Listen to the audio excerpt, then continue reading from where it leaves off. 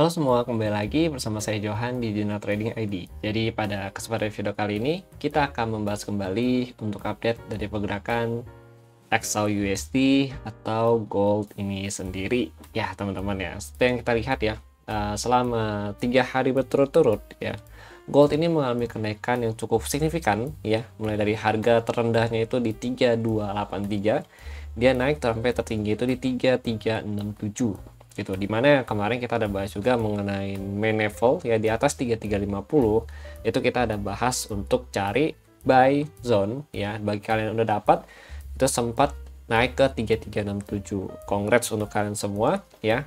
Lalu untuk saat ini ya, saya mau bahas itu lebih ke arah intraday sama daily ya, terutama untuk daily movement ini menurut saya cukup menarik juga. Lalu untuk intraday kita juga mau bahas juga sedikit mengenai liquidity ya, cara kerja liquidity dan juga the next movement dari intraday itu sendiri itu mau kemana sih gitu teman-teman. Oke. Nah sekarang sebelum kita bahas gold ini lebih lanjut secara technical analysis ya, kita mau bahas dulu mengenai OI data dan juga COT report ya teman-teman ya. Nah, di sini di bagian layar kalian itu sudah terpampang data dari COT, teman-teman. Ya, jadi Commitment of Trader ya, COT yang ini, teman-teman. Kalau ini OI data, ini COT ya. Jadi dari COT itu sendiri, ini dia untuk update terbaru ya di tanggal 8 bulan 7, itu di bagian change in position ya, untuk bagian long ini minus sebesar 401 ya, kemudian untuk shortnya itu surplus sebesar 1017, artinya secara bias ya untuk COT ini adalah biris teman-teman gitu. But nanti kita akan lihat lagi update-nya itu, sebenarnya COT ini diupdate setiap hari Selasa gitu. Jadi nanti di hari Selasa kita akan lihat lagi bagaimana update dari COT terbaru ini teman-teman ya gitu. Kalau untuk saat ini masih biris gitu. Oke, kemudian untuk bagian OI data ya, untuk OI data ini kalau kalian perhatikan ya, ini ada di 3350. Nah, untuk OI data sendiri sebenarnya saya sudah share ya ke sini teman-teman ya, di bagian learning center ya, di internal teman-teman. Jadi bagian yang join ke learning center itu kalian bisa langsung cek OI data sama COT di sini teman-teman ya gitu. Nah, ini untuk yang public nanti akan saya share gitu. Oke, kita dapat harga closingnya itu untuk OI data itu di level 3355 ya, untuk closingan. Jadi kita ambil 3355 ya teman-teman di sini. Nah, kalau kita lihat dari biasnya ini kan 2 DTE ya. Artinya today to expire, ini diupdate dari hari Jumat, teman-teman. Nah, ini untuk terendahnya itu di bawah 3355. Kalau dia opennya itu 3355 juga ya, berarti di bawah 3355 itu ada terdekat 3335, kemudian 3325, 3320, lalu ada 3300 sebagai area target terendah dia di hari Senin nanti. Kemudian di atas 3355 itu ada 3370, kemudian 3375, lalu di atas 3375 itu ada 3390 sampai 3400 sebagai kenaikan tertingginya dia teman-teman. Tapi kalau di extremely dia masih nge-push naik ya, itu bisa sampai ke 3435 sampai 3440 ya teman-teman. Karena di sini ada di bagian call, jadi di atas harga open ya. Nanti kita lihat itu adalah call-nya, karena call itu adalah tujuan ya dari harga take profitnya mereka. Kalau put itu lebih ke arah mereka mau order ya di level berapa sih gitu teman-teman. Nah, itulah cara kerja open interest data. Kalian juga bisa cek nanti untuk more video untuk membahas OI data ini, nanti akan saya cantumkan juga di YouTube channel yang ada di Juna Trading ID ini, di video ini teman-teman gitu. Oke, jadi secara naturally kalau ini kita lihat untuk OI data ini biasnya itu masih netral tapi biris ya, karena memang secara data di bawah 3355 itu masih cenderung lebih rame ke bawah teman-teman datanya gitu, sampai 3300 gitu teman-teman. Oke. Nah, ini untuk open interest data. Lalu kita lanjut lagi, supaya video nggak terlalu panjang, kita langsung to the point. Kita mau bahas juga mengenai news yang ada di 1 minggu ke depan. Itu kita lihat newsnya itu ada di bagian investing teman-teman ya gitu. Oke, langsung kita klik this week ya. Dan untuk bagian this week itu ya, ini di tanggal 14 Juli ya, Ini untuk dari euro, untuk dari USD ini belum ada. Ada dari euro, JPY, sama GBP, ya teman-teman ya, gitu. Kemudian untuk hari Selasanya ini ada dari USD. Ya, USD ini ada core CPI sama CPI ini ada report inflasi ya. Untuk hari Selasa, teman-teman. Jadi ini ada report juga yang paling ditunggu-tunggu oleh The Fed ya, atau Pak Powell ya. Dia sangat tunggu-tunggu ini karena dia mau ngambil keputusan ya, dia mau nge-cut rate atau enggak itu bisa diambil dari keputusan mengenai CPI report terakhir di bulan Juni ini teman-teman. Ini kan report bulan Juni yang rilis di bulan Juli teman-teman gitu. Karena kan nanti tanggal 29 30 itu nanti ada pertemuan lagi, ada The Fed lagi ya, FOMC lagi, itu bahas mengenai cut rate teman-teman. Jadi dia butuh tunggu data ini. Ini yang paling tunggu-tunggu trader tuh ini teman-teman, sama market ya gitu. Lalu untuk di hari Rabu di sini ada CPI juga dari GBP atau UK ya. Kemudian ada dari Euro ya. Kemudian ada lagi PPI ya di hari Rabunya. Itu di jam 19.30 atau jam 7.30 malam waktu Indonesia Barat teman-teman. Nah kemudian di jam 21.30 ini ada dari crude oil inventory teman-teman gitu.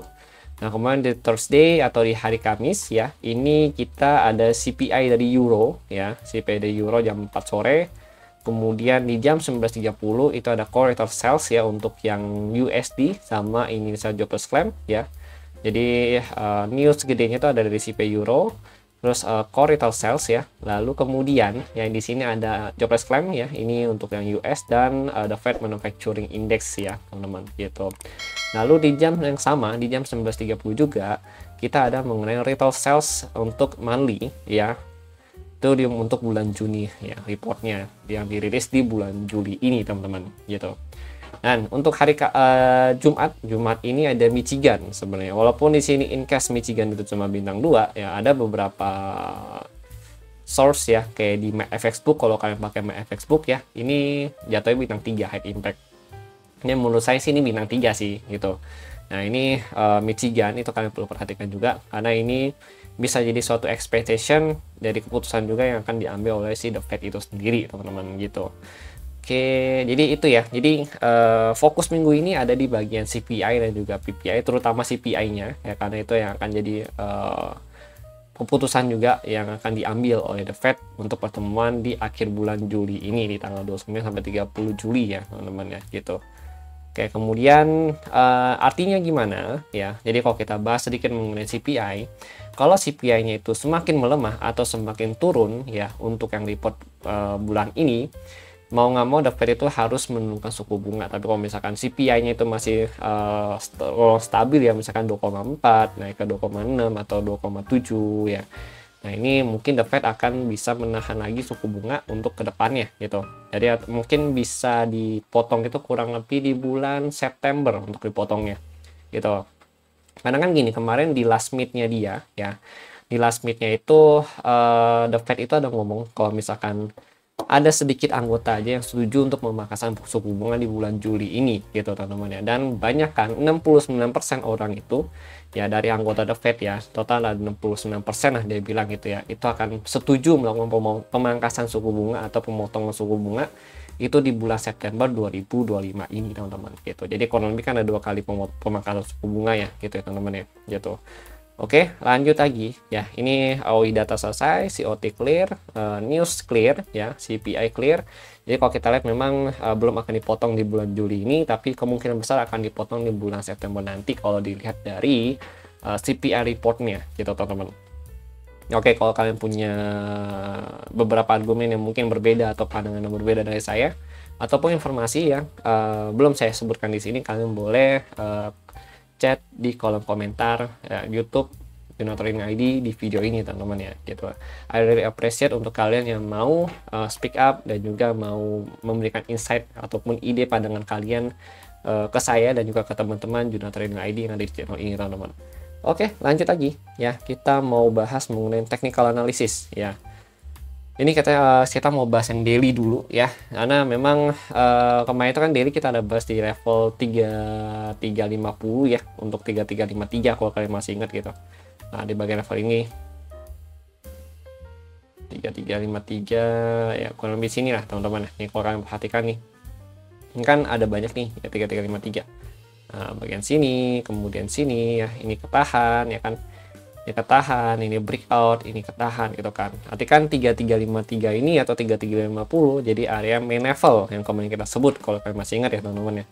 Nah, kemudian ini kira-kira ada breakout belum sih? Nah, sebenarnya kalau kita perhatikan bagian sini ya, di area sini ini sebenarnya belum breakout gitu, tapi kalau kita lihat ini udah dilibas liquidity-nya sama dia gitu. Nah, ini liquidity udah diambil sama dia, cuman memang dia belum bisa breakout aja gitu. Nah, jadi fokus kita ya untuk minggu depan tetap di level 3353 ya. Kalau dia belum bisa break atau dia open tapi dia merah di bawah 3353 lagi closing candle daily-nya, itu artinya dia belum bisa breakout dari sini. Ini ada potensi untuk lanjut turun lagi, retest di bagian sini. Ini ada FVG daily. Nah, FVG daily itu di sini teman-teman. Kecil sih, tapi kalau kita main ke itu lumayan besar. Nah, ini FVG daily ya, gitu. Nah, FVG daily ini bisa kita jadikan sebagai entry point kita, gitu ya, untuk buy FVG daily. Biasa kalau kalian lihat kan beberapa minggu ini ya memang agak susah kita cari FVG ya untuk entry gitu. Tapi kalau kalian lihat 1-2 bulan ke belakang atau mungkin 2 minggu ke belakang, itu kalau ada FVG kita cukup gacor ya, dan puji Tuhan dapat atau sampit dari FVG yang kita ambil ya teman-teman ya gitu. Nah, ini kalau kita lihat juga ini ada FVG daily ya. Artinya memang di area sini dia potensi untuk pullback ya teman-teman ya gitu, potensi untuk pullback kalau in case dia turun lagi ya. Tapi kalau dia mau naik lagi, kita kemarin juga ada bahas 4 ya mengenai pola ya. Di sini untuk daily ini naik 1 2 terus ini turun, berarti kan di sini itu ada change of character ya teman-teman di sini. Nah, di sini ada chart shadia ya di sini.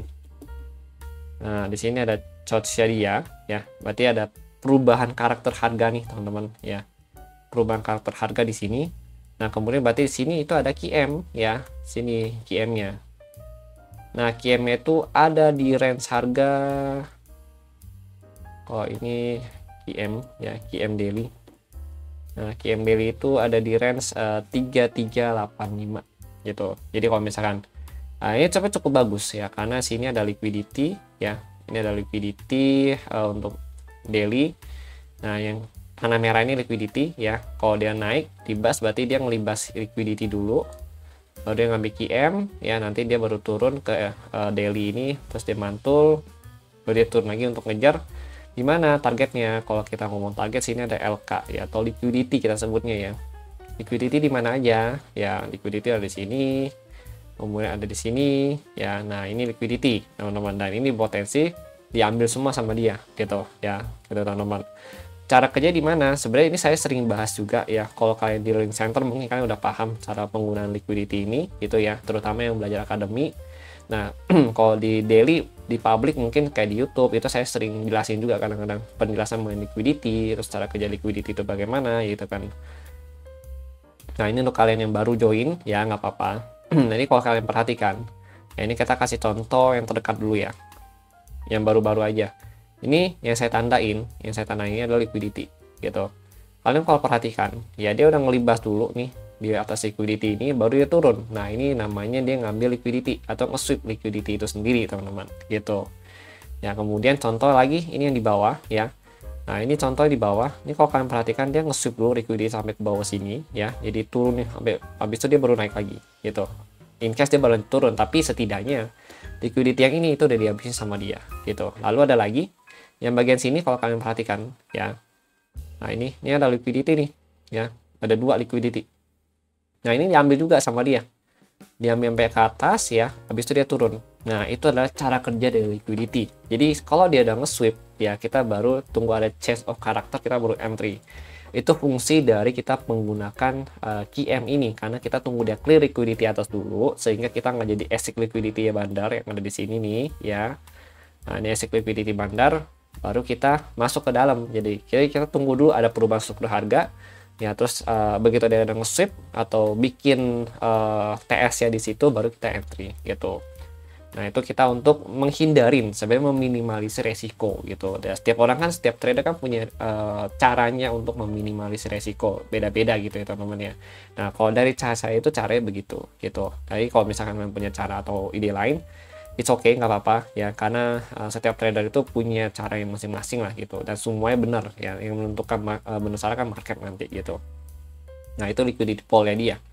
Nah, ini targetnya bisa sampai sini, terendahnya bisa ke 333245 gitu. Nah, tapi kalau dia udah nembus ya daily-nya itu, kalau misalkan in case dia sudah break dari area QM daily-nya ya, di area sini udah, kalian jangan sell lagi, artinya dia akan ngincar atas lagi ya, kurang lebih ke sini gitu. Ini bisa nih, bisa diambil lagi sama dia gitu teman-teman. Jadi QM daily sangat penting, jadi main area kita juga ya, main area 2 lah gitu. Nah, kalau ini kan jadi main area 1 nih. Gitu, teman-teman. Oke. Nah, itu skenario dari saya gitu, teman-teman. Kalau buy di FVG daily, di bawah FVG daily, ada di bawah 3317, kalian diusahakan untuk jangan buy lagi gitu, karena ini potensi sell gitu. Artinya kalian potensi turun lanjutan gitu, teman-teman, di bawah 3317 gitu. Ya, gitu, teman-teman. Berarti kita cari apa? Kita cari sell zone atau setup sell gitu untuk harga di bawah 3317 dengan target 3310 ya, kemudian sampai 3282 gitu. Oke, teman-teman. Oke, ini untuk intraday ya, ini daily ya, ini dailynya gitu. Nah, ini untuk intraday kemarin kita ada bahas juga 4 jam itu sebenarnya di learning sih gitu.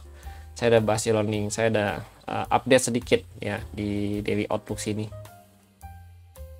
Nah, ini ada FVG sebenarnya yang mau nge-buy, karena ini posisi dia udah breakout dari symmetricalnya ya, symmetrical triangle. Yang ini posisi dia breakout dan ternyata dia lanjut naik langsung gitu ya, tanpa koreksi dulu gitu. Tadi kita mau nunggu di FVG.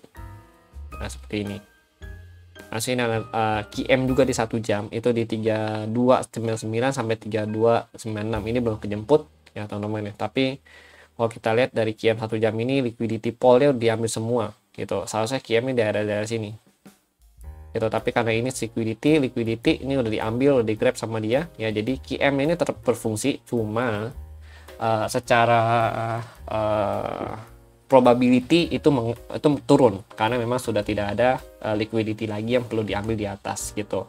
Atau mungkin biasanya saya udah sebut itu invalid gitu, walaupun memang sebenarnya masih bisa dipakai, cuma risk to reward rasionya sekarang sudah lebih besar ya, resikonya gitu, teman-teman. Oke. Nah, ini kalau 4 jam itu sama sebenarnya kayak daily gitu ya, teman-teman ya. Nah, ini sama kayak daily ya. Ini ada nih, kalau dia break lagi dari 3365, dia lanjut sini nih, dia nyari liquidity sini nih. Hati-hati nih kalian ya, hati-hati. 3393 itu banyak liquidity pool. Ini bisa diambil semua sama dia ya di bagian sini. Dan nanti kalau paling potensi itu di sini. Nah, paling potensi di sini kecil nih, 3405, 3408. Ini perlu kalian tandai juga. Ini untuk pajak ya, di sini. Nah, di sini kalian bisa ancang-ancang untuk nge-sell juga di sini ya. Gitu, karena di sini ada liquidity nih, banyak nih ya, banyak banget nih liquidity di sini. Banyak banget. Nah, di sini nih, ini liquidity pool semua. Nah, kalau mau sell di sini di atas liquidity gitu. Sama kayak konsep yang tadi saya jelaskan di awal penjelasan TA ini ya, teman-teman gitu. Oke, ya jadi mungkin itu sih yang saya jelaskan ke kalian mengenai struktur gold ya. Nah, kalau misalkan kalian mau cari sell ya, pastikan dia belum bisa break dari sini dulu. Nanti kalian turunin dari 4 jam ini, turunin ke 15 menit atau cari di time frame 5 menit untuk cari QM atau FVG sell gitu, teman-teman ya. Misalnya contoh di sini 15 menit.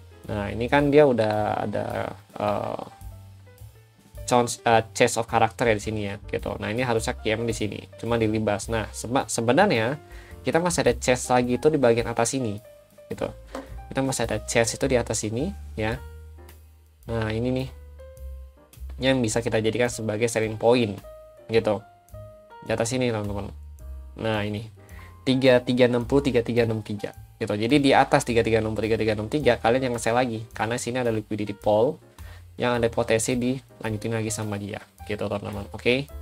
nanti lanjut kalau misalkan di atas 663 itu berarti lanjut naik lagi gitu. Nih kalau kalian nggak nonton video secara full atau di skip kalian pasti ngomongnya bilang saya nggak jelas gitu. Kenapa? Karena penjelasan yang saya jelaskan ke kalian itu kalian nggak dapet gitu. Sedangkan kalau kalian nontonnya full, kalian pasti akan ngeh dengan apa yang saya jelaskan di sini gitu teman-teman. Oke.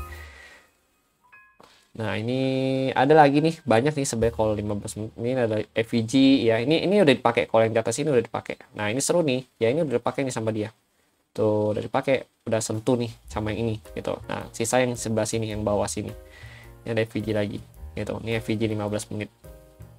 Oke di sini masih ada, di bawah liquidity bagus banget FVG nya. After that di bawah lagi belum ada lagi.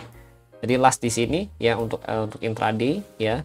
Untuk intraday di atas 3363 kalian jangan sell lagi, tapi cari arahan buy dulu sampai kita ketemu QM, kita baru sell. Nggak ada QM kita jangan sell. Kemudian untuk di bawah itu kita ada di 3339 3337 untuk FVG ya, FVG 15 menit di sini ya. Ini bisa jadi patokan buy, tapi di bawah 337 kalian jangan sell lagi, jangan buy lagi, tapi ada potensi untuk turun ke bawah lagi karena di sini banyak liquidity pool ya yang perlu di sweep sama dia. Nih, ini nanti masuk ke FVG 1 jam lagi gitu teman-teman. Oke. Oke, jadi itu dulu yang saya jelaskan ke kalian ya. Thank you untuk kalian yang sudah nonton. Jangan lupa di like, subscribe, dan share videonya ke teman kalian yang membutuhkan, terutama untuk kalian yang perlu insight trading yang seperti ini. Oke teman-teman. Thank you and see you on the next video update.